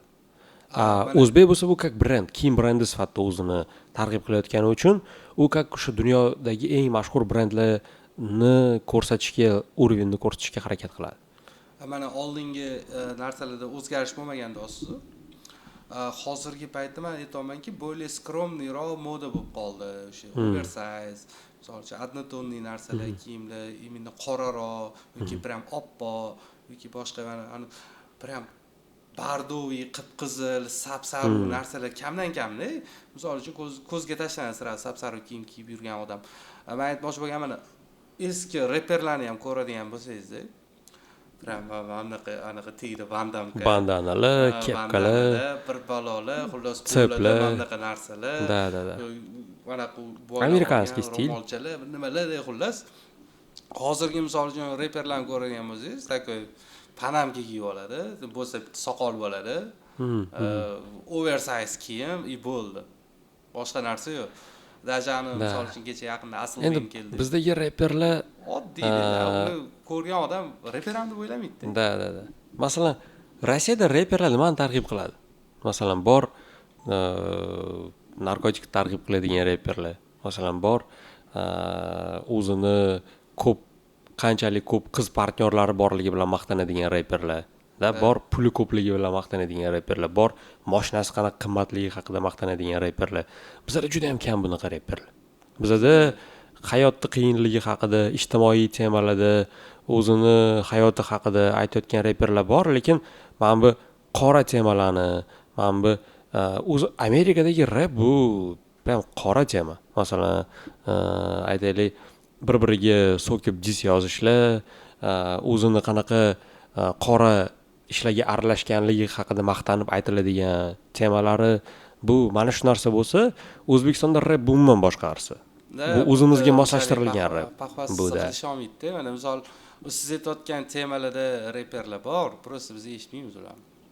Balkim. Biz uchun zashq bor ularni eshitish. Chunki O'zbekistonda kulgili-da bu narsa. Qanaqa esa ashulalarni eshitgan bo'lsangiz, baribir qulog'ingizga chalingan. Faqat o'shanaqa, yengil-yelpi, manimcha to'lka bor. Ularda bu narsani aytib chiqsa, nashani tasha, mana shunaqa temalarda. Misol uchun bizga yoqadigan, biz eshitadigan konsta bo'lsa, realniy temalarda. Chiqib qolgan uyda sham bilan kutaman, men anaqa qishni. Zo'r qatorlari bor konsta bo'ladi. Eng yaxshi ko'rgan reperlardan O'zbekistonda umuman reper. Bu hozir rapga qarashim o'zgarganidan keyin konstaga bo'lgan qarashim ham o'zgargan bo'lishi mumkin. Lekin bu baribir konstani yomon reper deyishimga hech qanaqa sabab bo'la olmaydi. U legenda baribir men uchun, chunki sizga qaysi O'zbekistonda konstami eng yoqtirgan reperingiz? O'zbekistonda men eshitadigan reper Konstda. Shokir Milliy-Malimo zo'r, masalan. Legendamizni aytmang, lekin baribir. Shohrux rap. Shohrux rap to'g'risi men uchun Shohrux rap bu rapning boshlanishi. Otasi O'zbekistondagi rap otasi. Shahriyor, Shohrux, Radius 21, bular Al-Vakil, masalan, bu birinchi reper guruhi O'zbekistondagi boy bandlar, masalan, aytaylik. Ular juda ham Al-Vakil, po-mo'yim, rapni boshlab bergan anaqalardan O'zbekistonda, gruppalardan. Men to'g'risi Al-Vakilni boshqa eshitmaganman, в общем. Men rap tushunchasini shu Shohruxdan tushunganman. Keyin bizning paytimizda shu Shohrux chiqqandan keyin bir kichkina bolalar chiqib ketdi. Bilsangiz, tajribamni nima gapni olib boradigan, men bugun ko'rib bilib qoldim, nima gapni olib borgan Sardor Salyamov. Ashula aytgan ekan, rap aytgan ekan. Ular gruppasi bor, bir balo. Yo'q, bir u oldin imini kichkinalik payti, o'sha Shohrux payti, где-то 2008-2007 da TV markazida bo'lardi-yu. o'shanda bu chiqqan ekan. Qaysi ashula ayting? Mani esimda bor ekan bu ashula, ko'pchilikning esida bo'lmasligi mumkin. Rap aytaman, aytmayman, hip hop degan ashula bo'lardi. O'sha ashulani bu aytib chiqqan ekan. Men bugun eshitdim uni. Men eshitmaganman. Ko'rdim. Voy, men shu bola aytgan ekan. Endi Sardor Salamov ko'rinib turibdi, bugun chiqib qolmagan u personaj, u Go'uzda ancha eski, u aytganingizdek borib maktab davridan beri mediada aralashib yurgan bo'lsa, men hayron qolmayman, chunki unida lичности haqiqatan bor, qo'yilgan как showman, как personaj sifatida tan bermasdan ilojimiz yo'q unga. Endi agar Shohruxga keladigan bo'lsa, nimaga menga Shohrux aytaylik O'zbekistondagi eng zo'r rapper emas? Nimaga deganda uni karyerasi xuddi chizib berilganga o'xshaydi-da. U masalan Konsta bu chista o'zini qurgan self made. Masalan, bunga televideniyadan hech kim joy ochib bermagan.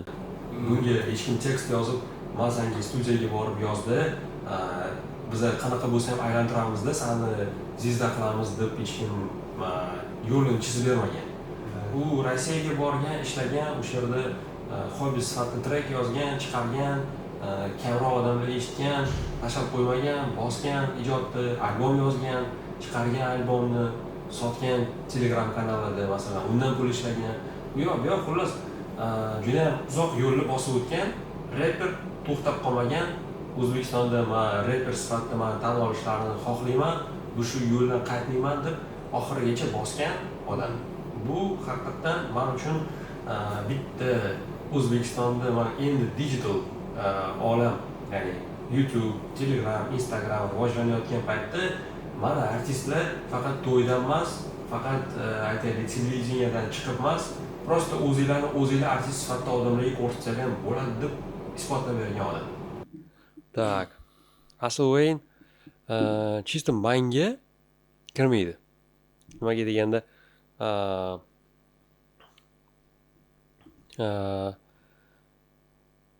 da, stil balkim Central Cga o'xshab ketar. Qanaqadir ma'noda-da. Yoki bo'lmasam Bushido, nemetskiy rapper. Bunga o'xshab ketishi mumkin. Ko'pchilik aytar o'shalarga o'xshaydi deb-da. Ko'pchilikga yoqadi. Bilmadim, menga nimagadir yoqmaydi. Asl o'yinni eshita olmayman. O'zi eshitib ko'rganmisiz? Eshitib ko'rganman, da. Bordingizmi konsertga? Bormadim. O'sha borgan, men to'g'risi, mana uncha ko'p eshitmas edim. Bitta ikkita ashulalari bor edi. Ikkita ashulasini o'zim playlistimda topsa bo'lardi. Unda ham redki eshitardim. Misol uchun chiqib qolsa o'tkazib yuborib, boshqa qilib, boshqa ashulalar eshitib yurardim. Bir xil payt joyi kelib qolsa eshitardim. Lekin men mana shu konsertda shu katta прям grandiozniy bo'ldi, konsert ash chotki bo'ldi. DJ Roziyevga ham rahmat, o'sha Team Leon bo'lgan, sponsor bo'lgan, rahmat unga ham. Konsertda bilmadim endi shunaqangi kachovый raplarni aytdi. U prям ne qiladigan nitiklarni rap emas-da, u aytayotgani. Lekin shunaqa ashulalar ham bor. Prям chotki kach bo'lib kelyapti. Hammani o'ynatadigan rap ekan. Misol uchun настроениyangiz yo'q bo'lganda eshitsangiz ham настроениyangiz qanaqadir ma'noda ko'tariladi-da. Bu misol uchun Konstani настроениyangiz yo'q bo'lgan payt eshitsangizlar, shokka olib kirib ketib qoladi. Dumkiga tushib qolasiz. Men o'zim aytdim, ketishim kerak bu yerdan. Lekin asl o'yin ozgina o'zgardi menimcha. Massa bilan anaqa kollaboratsiya qilib boshlagandan keyin bo'lib ham klubniy, bo'lib ham kachovый muzikalar qilishga o'tgan bo'lsa kerak. Chunki deganda men oldin eshitganlarim prям negativniy anaqa beradigan edi, emotsiya beradigan edi. Ular o'sha siqilib eshitadigan raplar bor edi asl o'yinda. Oldinlari eshitganimda bu eski treklari bo'lmaymi. Shundan keyin eshitmadim. Oldinlarida hozir misol uchun Massani ham o'zini vibe bor. Da, Massa prям klubniy. Просто menga как личность Massa qanaqadir menda negativ uyg'otadi ko'pincha как личность. Lekin ashularida kachovый, da misol uchun klubniy ashulalar aytadi. odamgarchilik sifatida eshitiladigan bo'lsa, konusdan zo'r yo'q. Yo'q, men ham aytmayman, tipa konusda bu ideal odam, unga hamma ish qilgan ishlarini takrorlashingiz kerak, boshqa. Ashulasi просто mana hammadan mana shu narsa bo'yicha. Biz hali bu yoqqa вообще o'tganimiz yo'q, tipa u odam sifatida eng zo'r degan joyga umuman biz faqat ashulaga gapiramiz. O'tish niyatimiz yo'q. Menda kecha bitta mana shunaqa lichnost haqida bitta video chiqardim o'zim kanalimga. Just Kamolov profilim, shu kanalda endi aytayapman, men bitta reels ko'rdimda. Shunaqa holat bo'ldi. Ana eshitgan bo'lsangiz yangi chiqdi-yu, Trick kitob degan bitta profil chiqdi. Ko'rdim. Bitta odam. Podkast to'liq ko'rmadim. Asadov degan inson. Kitobni shunaqa targ'ib qilyapti, men ko'rib xursand bo'ldimda. Birinchi o'sha odamni ko'rganimda, shu kitobga odamlarni targ'ib qilyapti. Buni o'sha odamlarni ko'rishi, o'sha bir-biriga jo'natishi ko'p bo'lyapti. Ya'ni o'shani aktivini biz ko'paytiramiz. Lutchi shunaqa odamlar reklama olib, misol uchun darsi kitobga targ'ib qilursin, chemani importniy bomsh, keyin ana bitta ikkita MMA ustasiman deydigan odamlar chiqib olib, damaschi bo'ladi, qiz bir balo bo'ladi degan gaplari trendga chiqib ketgandan ko'ra, mana shunaqa odamlarning gaplari trendda bo'lishi, mana shunaqa odamlarning aktivi kuchayishi qaytanga foydaliroq deb men xursand bo'ldim. Bitta joyida ketyapti o'sha odam videosida, короче, u odam bitta noto'g'ri gapirib qo'yganmi, to'g'ri gapirib qo'yganmi bilmayman. Meni ilmim yetmaydi unaqa narsaga, chunki u yerda din haqida gapirilgan. Lutchi men o'zimcha o'yladim-da, o'sha odamni sraz kritikovat qilishyapti, u yerda negativ yozishyapti, boshqa qilishyapti. Undan tashqari u odamga nisbatan, o'sha videosiga nisbatan katta odamlar, katta mediani ichida yurgan odamlar, даже domlar, Abror Muxtorali domlar ham ularga nisbatan shunaqa qanaqadir bitta raddiya bildirib, tipa gap gapirilganda. Men ko'ryapman-da, o'zim analiz qilyapman-da, aytayapman. Значит, hali biz tayyor emas ekanmiz-da unaqa kontentlarga. Bizani insonlar tayyor emas ekan. Bu yerda men o'zimni ham nazarda tutib aytaman, chunki birinchi kelgan narsa sen qaysi tarafdasan degan narsa bo'ldi-da. Sen bu Abror Muxtoralining gapiga qo'shilasanmi, yo bu odamning gapiga qo'shilasanmi? Bu yerda maqsad nima? O'zi общий ikkalasi. Keyin o'shani o'ylab ko'rdim. Biz hali tayyor emas ekanmiz. Nimaga tayyor emasmiz deyapman? Chunki biz o'tdan yaxshiligini olishga harakat qilmayapmiz. Biz lичностьga qarab o'tib ketyapmiz. Misol uchun noto'g'ri gapiryaptimi, uni negativ qilish shart emas-da. Misol uchun kimdir u hamma xato qiladi, hech kim ideal emas-da bu hayotda-da. Biz bo'lsa qaysi biri yaxshi, qaysi birini tarafini olamiz, qaysi birini anaqa yonda bo'lamiz deymiz-da. Kerakli narsani olish o'rniga keraksiz narsalar haqida miyamizni qotirib o'tiramiz. Undan ko'ra o'sha kitob o'qiyapti. Kitob o'qiyapti. O'sha kitob o'qinglar, undan ko'ra o'sha odamni targ'ib qilayotgan, o'sha narsadan foydalaninglar. U misol uchun boshqa narsaga targ'ib qilsa bo'ldi, u narsaga uchmanglar. U odamlar unchalik tupoy emaski, просто dinni yomonlasa o'sha dindan chiqib ketadigan darajada-da. Odamlar unchalik tupoy emas u. Misol uchun bu odam, misol Abror Muxtorali u odamni yomonlayaptimi? Yomonlayotgan degani u prям yomon odam emas yoki u qilayotgan o'sha targ'iboti yomon degani emas. Просто yaxshisini olinglar, yomonini qoldiringlar o'zida. Degan video chiqardim. Prosmotr вообще qiziq emas menga, o'zim videolarimni chiqaraman. Вообще qiziq emas. 700 ta, 800 ta, bir xil payt 1000 ta bo'lib ketadi, 1200 ta bo'ladi. Uncha ko'p bo'lmasa ham, lekin mana shunaqa videolar chiqarib turaman-da. O'zimni mulohazamni bildirib. Bu zo'r. Mana shu joyda prям личностьga o'tish kerak emas. Qaysidir mediada siz taniydigan odam yoki misol uchun meni o'zimni olib qaraydigan bo'lsa ham, o'zimni tanishlarim, o'rtoqlarim ko'radi videolarimni. Mana anaqa qiladi-da, keyin ertaga misol uchun yana katta bloger bo'lib ketadigan bo'lsak, hali kichkinagina biz blogerchamiz. Endi agar katta bo'lib ketadigan bo'lsak, mabodo bizning lичностimizga bo'sh e'tibor bermanglar. Biz juda yomon odamlarmiz o'zi bo'lishim, sizlarga hech qanaqa kumir bo'la olmaymiz. Nikak qilgan ishlarimizni o'zimiz bilamiz. Hamma narsa shu yomon gunohlarni bekitish kerak, faqat yaxshi taraflarni olishga harakat qilish kerak. Yaxshi taraflarni bo'lsa kuchaytirish kerak, ko'paytirish kerak deb o'ylayman. Bizda birinchidan bu odamlar mazza qilib podkastini ko'rdi.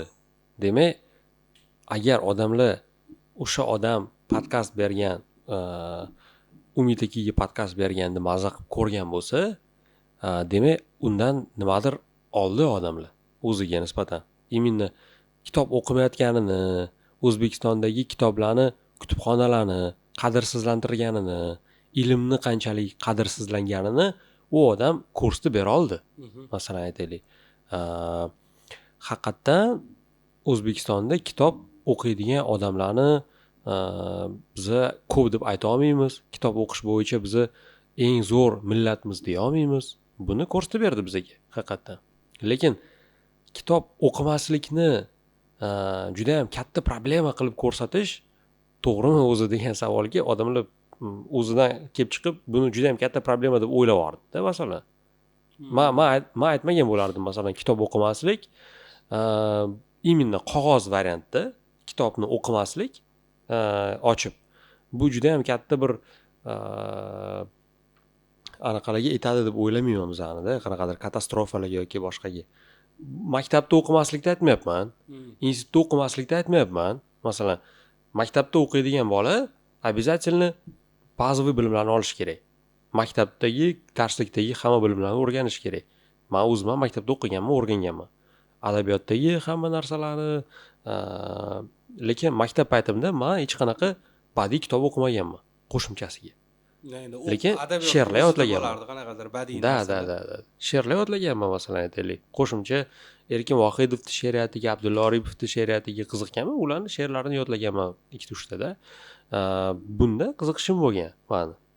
Hamma bolani o'zini qiziqishi bo'ladi, masalan, bolaligida kimdir sportga, kimdir shaxmatga, kimdir tennisga, kimdir she'r yozadi, kimdir she'r o'qiydi, kimdir musiqa bilan shug'ullanadi. Xullas, mana shunaqa hobbilarimdan bittasi bo'lgan. She'r aytish, har xil radio to'garaklarga qatnashish, boshlovchilik qilish, bu tomondan ovozim ustida ishlash, bu tomondan qiziqishim bo'lgan meni yoshligimdan aytadigan bo'lsak. O'zbek tilida yaxshi gapira olaman deb ayta olaman. Lekin badiiy kitoblarni so'rasangiz men bilmayman. Masalan, Hamsani to'liq o'qib chiqmaganman. Aytaylik, o'tgan kunlarni o'qimaganman. Klassika, o'zbekcha klassikalar sanaydigan bo'lsangiz, kamdan kam. Agarchi men kitobxon odamlar ko'rayotgan bo'lsa, hozir bizlar shuni to'y odamni o'ylayapti. Biling, lekin o'tgan kunlarni o'qimagan. Critical thinkingni rivojlantirgan. Qanaqa insonsan? Bor shunaqa odamlar. Lekin fizika bo'yicha gaplasha olaman, ximiya bo'yicha, biologiya bo'yicha, matematika bo'yicha gaplasha olaman ulardan. Masalan, dunyoviy fanlardan gaplasha olaman men. Psixologiya bo'yicha ham, shaxsiy rivojlanish bo'yicha, masalan, aytaylik, Jon Keho bo'ladimi, Brian Tracy bo'ladimi, bularni kitoblarini o'qib chiqqanman. Bular ko'proq shaxs sifatida qanaqa rivojlanish kerak, o'zini qanaqa rivojlantirish kerak, psixologik har xil anaqalarga o'qiganman. Nimaga deganda, biznesga oid kitoblar o'qiganman, nimagadir anaqa boy ota, kambag'al ota, pul bo'lishi, Vavilonlik eng boy odam, boy bo'lishning sirlari degan kitoblarni nimagadir o'qib chiqqanman, bilmayman. Balkim o'sha paytda boy bo'lishga qiziqqanligim uchundir, lekin aytmayman, juda ham unaqa zo'r ma'lumotlar bor yerda, o'qib chiqinglar, hammaga maslahat beraman, prям o'zgarib ketdi. Bu prям marketing, bu prям o'sha sarlavhasi sotadi bu kitoblarni, ichidagi ma'lumotlari juda ham katta o'zgartiradi deb o'ylamayman. Balki finansiy gрамотный bo'larsizlar. Masalan, 100 ming so'm ishlab topayotgan bo'lsangiz, o'sha 100 ming so'mni to'g'ri ishlatishim kerak degan fikr sizda paydo bo'lar. Lekin 200 ming so'm ishlab topishingizga garantiya bermayman. Men bu kitoblarni o'qisangiz, bu ham kitob o'qishda men hammasini anaqada o'qimaganman, nima deydi? Qog'ozli kitobda o'qimaganman, audioda eshitganman. O'sha imminni aytayotgan YouTubedan anaqasini ko'rib chiqqanman. Kitob varaqlab o'qish kerak.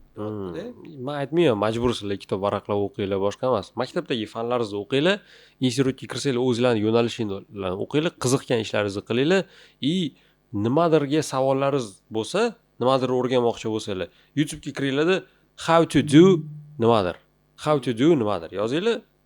Bo'l, o'sha yerdan o'rgansa bo'ladi. ChatGPT ga yozsanglar ham hozir mana ChatGPT eng zo'r kitob.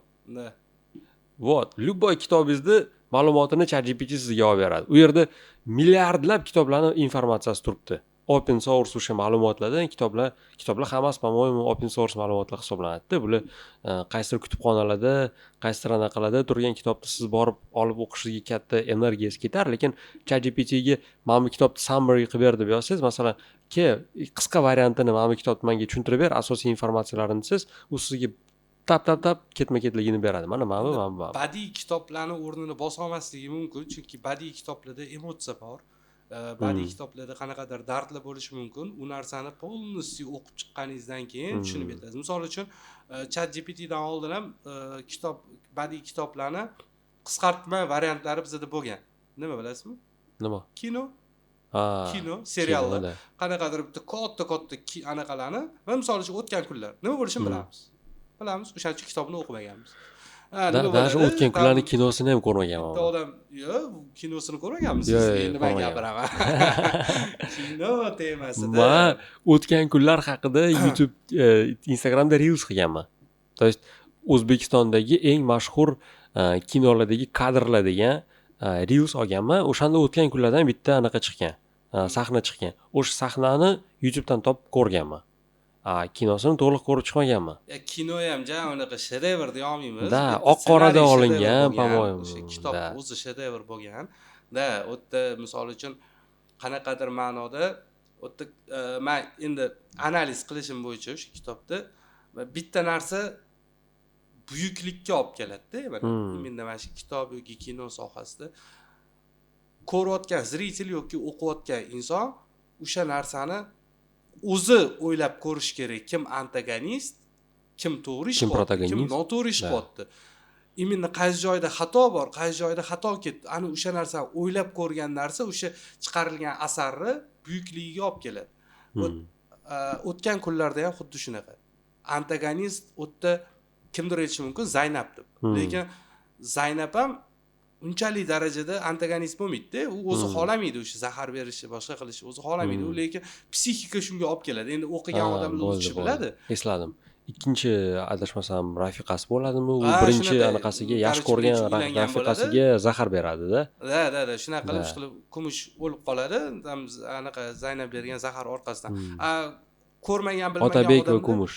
Va misol uchun siz aytishingiz mumkin, o'sha anaqada Zaynab antagonist deyishingiz mumkin-da. Zaynab yomon rolda chiqqan, lekin kitobni o'qib ko'rsangiz, o'tda ochib bergan Zaynab nimaga ish qilgan, bunaqa ish qilgan, qanaqa unga tashqaridan bosim bo'lgan, o'shanaqa narsalar.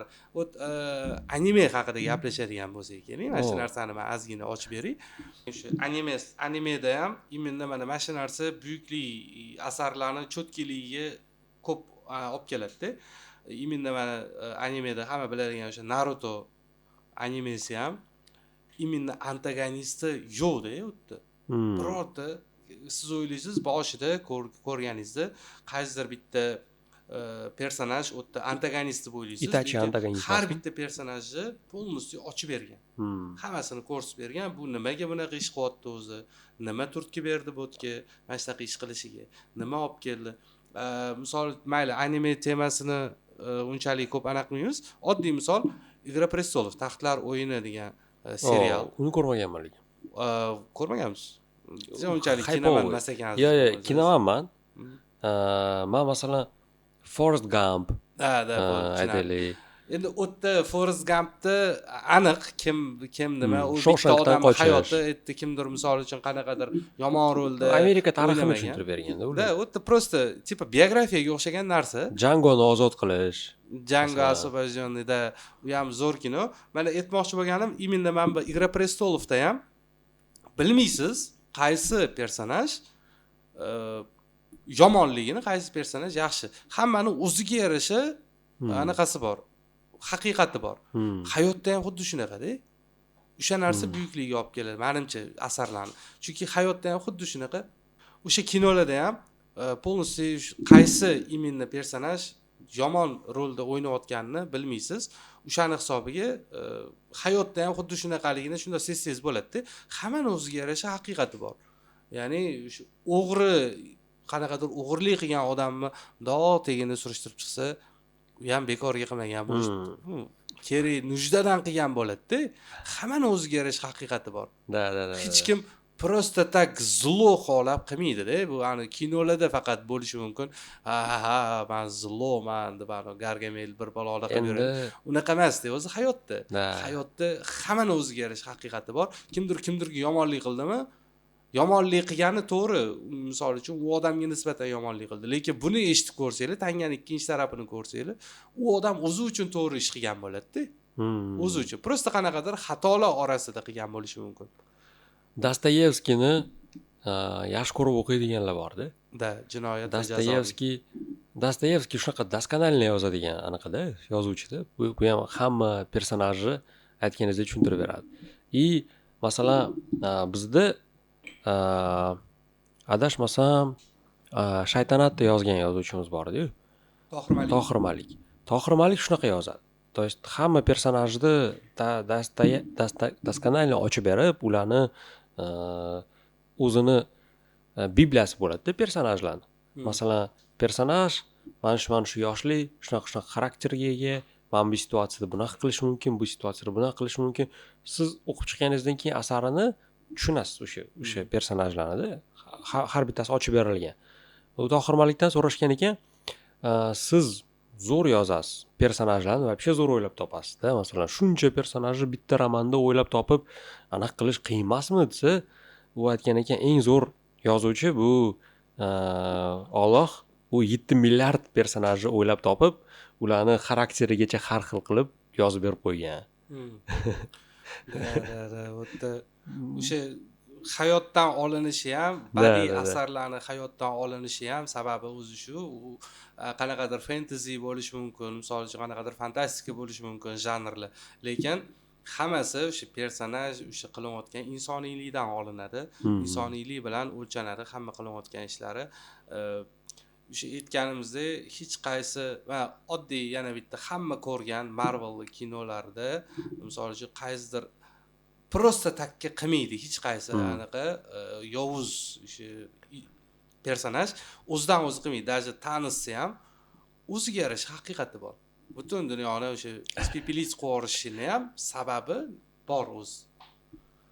O'shaning uchun ko'proq baribir badiiy kitoblarni o'qish insonni baribir krugozo'r oshishiga, o'sha kino ko'rish, serial ko'rish insonni krugozo'r oshishiga shu katta yordam beradigan narsalar deb o'ylayman. O'zinglarni ham baribir fikringlarni yozib qoldiringlar. Albatta biz polni ko'rib chiqamiz, xudo xolasa. Bu birinchi vyupuskimiz bo'ldi. Endi vaqt chegaralangan. Sekin-sekin xudo xolasa mana o'sha anaqaga oxiriga ham kelyapmiz. Hamma yaxshi narsani oxiri bo'lgani yaxshi. Xudo xolasa keyingi vyupuskda yana dars olib ketamiz. Xudo xolasa kino haqida ko'proq gaplashgim kelyapti. Kinoda. Kino temasi juda ham zo'r tema. O'zi kitob temasini yakunlab qo'yadigan bo'lsak, men u podkastni ko'rmanglar yoki aytgan gaplarni eshitmanglar demoqchi emasman. Kitob o'qinglar, vaqtinglar bo'lsa, romanlar o'qinglar, asarlar o'qinglar, lekin critical thinkingni o'chirib qo'ymanglar. Ya'ni tanqidiy fikrlashni o'chirib qo'ymanglar. Tanqidiy fikrlash bo'lsa, sizlar bitta odam aytayotgan gapni orqasidan to'pa ergashib ketmaysizlar. Uni aytayotgan gapi to'g'rimi, noto'g'rimi deb o'zingizlarni bitta miyalardan o'tkazib, har xil manbalardan tekshirib ko'rib, keyin bitta xulosa chiqarasizlar-da. O'sha critical thinking bizani maktablarda yaxshi tushuntirilmagani, yaxshi o'rgatilmagani uchun ozgina odamlarimiz critical thinkingga muhtojroq desak bo'ladi. То есть даже bizda institutda critical thinking o'rgatilmaganda. Hozir sekin-sekin maktablarda o'rgatilyapti critical thinking. Endi o'rgatilyapti. Nimaga degan savollar berib ko'rishda bu. Critical thinking odam o'ziga nimaga degan. Hozir masalan, meni eshitib o'tirgan bo'lsanglar, nimaga bu bolani eshityapman degan savolni o'zingizga beringlar, yoqmasa eshitmanglar. Tak, yaxshi temalar bo'ldi. Xudo xolisa, endi yana dalcha shunaqa vyupusklarni chiqarishga harakat qilamiz. Agar sizlarga yoqqan bo'lsa, albatta like bosinglar, podpiska bosinglar. Agar bizani ham yangi vyupusklarimiz chiqishi tezroq bilmoqchi bo'lsanglar, bizani Instagram profilimizni Jaskamolov profilini kuzatib boringlar va qo'ng'iroqchani bosib qo'ysanglar, Nobodoga chiqqanida sizlarga uydanlik keladi. Xudo xolasa keyingi vyupusklarimizda yana dalishi mana shunaqa chotki kontent chiqarishga harakat qilamiz. Hammanglarga rahmat. Xurshid, rahmat sizga yaxshi suhbat uchun. Just podcast birinchi mehmoni bo'lganimdan xursandman. Rahmat sizga ham kattakon. Charchamanglar, podkastlar chiqib tursin. Bizni podkastlarga o'xshab bir paytlar podkast bo'lar chiqmay ketdi u ham. Xullas davomli bo'lsin, chiqib tursin. Navoiydan qanaqadir podkast chiqib tursa men xursand bo'laman. Rahmat. Hammanglarga rahmat. Charchamanglar, sog' bo'linglar.